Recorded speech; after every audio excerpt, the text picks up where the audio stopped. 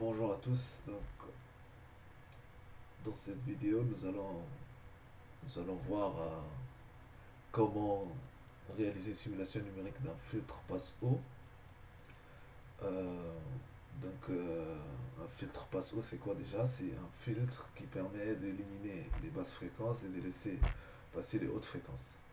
Donc, ici, comme vous pouvez le voir, ici, on a le schéma qu'on va reproduire sur le logiciel que nous allons utiliser, que je vais présenter par la suite.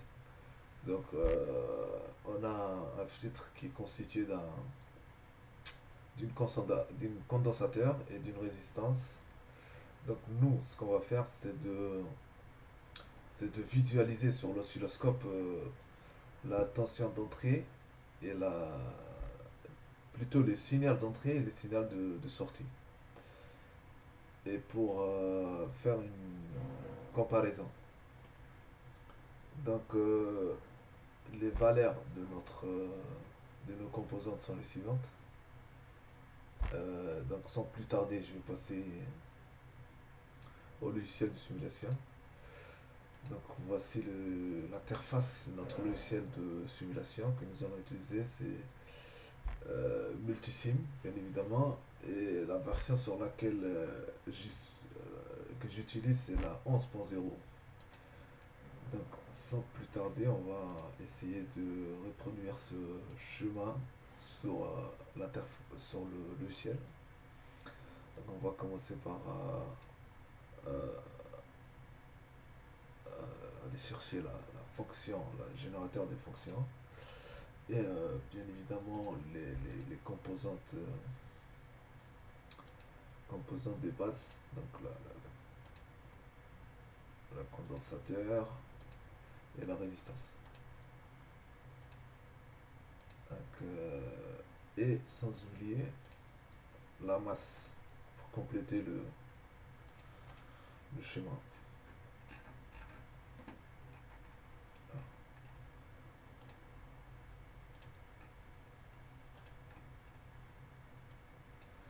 Donc parfait, on a tout. Donc juste pour pivoter la résistance, il suffit de cliquer sur CTRL R. Donc on va connecter les composants. Donc c'est simple, hein. Hop. Nickel. Il reste qu'à connecter la masse. Il reste qu'à connecter la masse.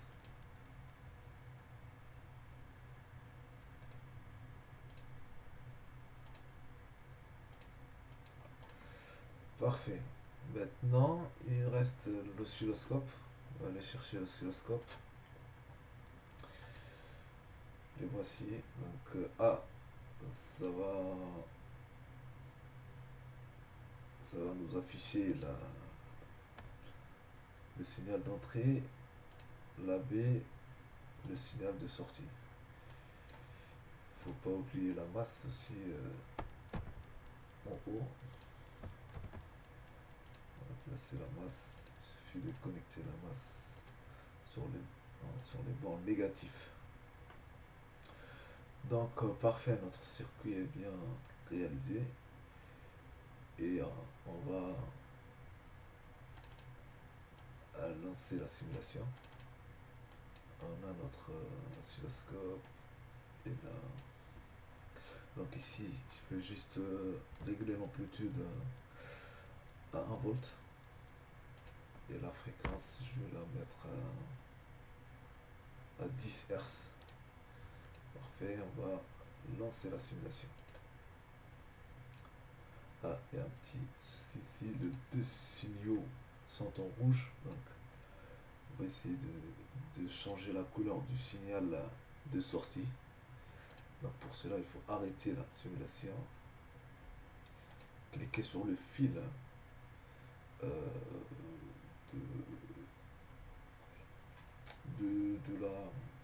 de la sortie, clic droit,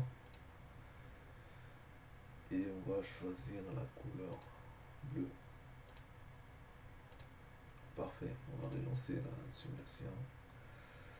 Donc on va un petit peu régler les amplitudes. Donc on va modifier les périodes et les temps. Donc parfait. Donc ici, comme vous pouvez le voir, à 10 Hz, donc le filtre, on a un signal de sortie atténué. Donc il laisse pas passer les basses fréquences. On va maintenant essayer de changer. On va mettre 100 Hz. 100 Hz, le signal d'entrée, on pouvait le voir, a gagné en amplitude. On va mettre 1000. À 1000, ça a changé. Donc, à 1000, comme vous pouvez le voir, les deux signaux sont presque identiques. Ils sont presque superposés. Donc, on va rajouter pour voir un 0. Donc, on est à 10 000 Hz là. 10 000 Hz.